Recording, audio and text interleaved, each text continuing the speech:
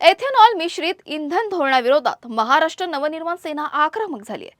मुंबईतील एका पेट्रोल पंपावर मनसे पदाधिकारी आणि कार्यकर्त्यांनी आंदोलन करत सरकार विरोधात घोषणाबाजी केली आहे। एथेनॉल मिश्रित इंधनामुळे वाहनांच्या इंजिनवर परिणाम होण्याची शक्यता व्यक्त करत मनसेने हा निर्णय मागे घेण्याची मागणी केली। वाहनधारकांवर अतिरिक्त आर्थिक भार पडू शकतो असा दावा करत सरकारने सखोल अभ्यास करून निर्णय घ्यावा अशी भूमिका मनसेने मांडली आहे।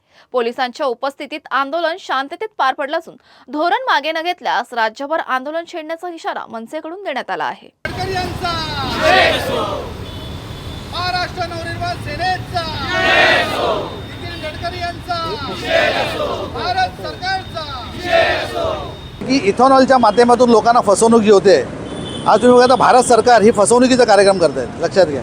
त्यामुळे इथेनॉलच्या माध्यमातून मोठ्या मोठ्या ज्या गाड्या आहेत त्या बंद पडत आहेत।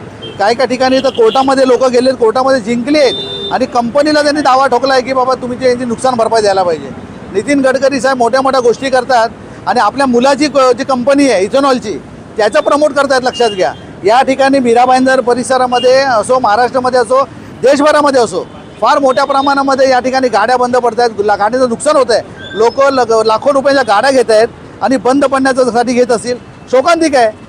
या निषेधार्थ आम्ही या ठिकाणी उभे आहोत। या ठिकाणचे नितीन गडकरी असतील ते स्वतःच्या मुलासाठी फक्त साम्राज्य बनवत आहेत, हा आमचा जाहीर आरोप आहे। नितीन गडकरी साहेब मोठ्या मोठ्या गोष्टी करतात की या ठिकाणी हे व्हायला पाहिजे, ते व्हायला पाहिजे, पण फक्त तुम्ही जर रोड मंत्री आहात ना, तुम्ही पेट्रोलियमच्या मंत्र्यांचं स्टेटमेंट का करता?